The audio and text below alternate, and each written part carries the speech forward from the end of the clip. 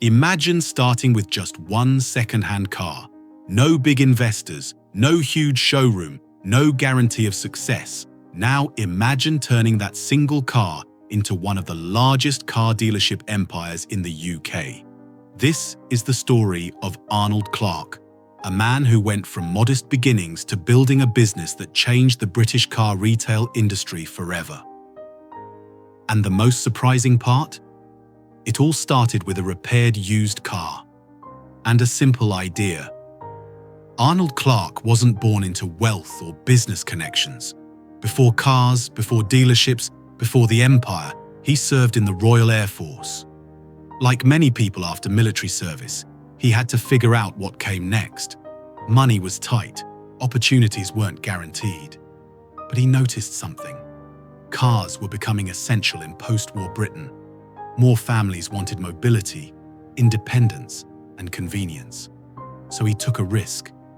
He bought a used Morris car, nothing fancy, repaired it himself, and sold it for a profit.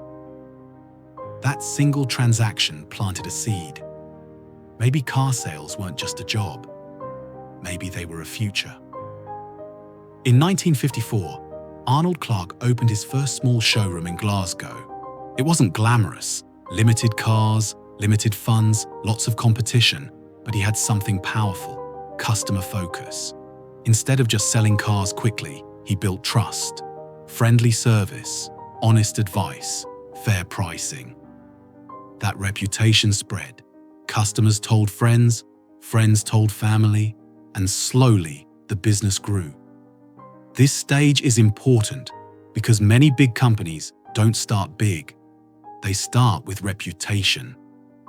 Arnold Clark understood something many early businesses miss. Selling cars alone wasn't enough. So he expanded strategically. Vehicle servicing, financing options, used car sales, car rentals. This created a full ecosystem around customers. If someone bought a car, they could finance it, maintain it, upgrade it later. That's smart business. Not just selling a product, but building long-term relationships.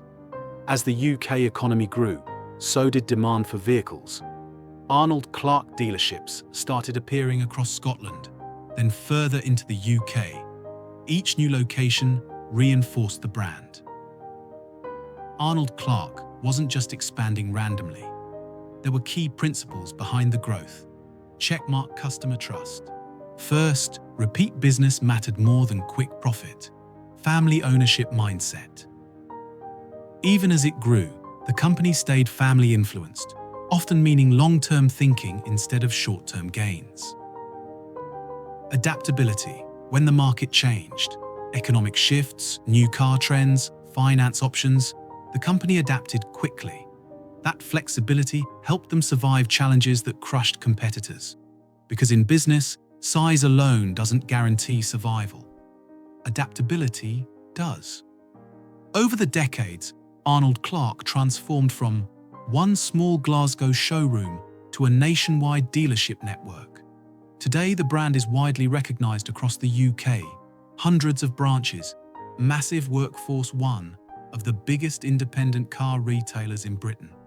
And importantly, still strongly associated with its original founders' values. That consistency builds brand trust, which is priceless in the automotive industry. The car world isn't what it was in the 1950s. Now there are electric vehicles, online car buying, digital finance, changing customer expectations. Dealerships have had to evolve. Companies like Arnold Clark have embraced online browsing and purchasing modern servicing technology, broader vehicle choices. Because staying relevant means moving with the times. So what can we learn from Arnold Clark's rise? Maybe it's this. Big businesses rarely start big. They start with one opportunity, one calculated risk.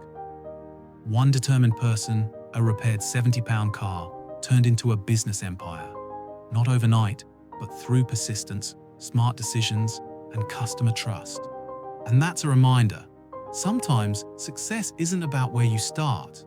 It's about whether you keep moving forward, If you enjoy business success stories like this, subscribe for more, because behind every big company, there's usually an even bigger story.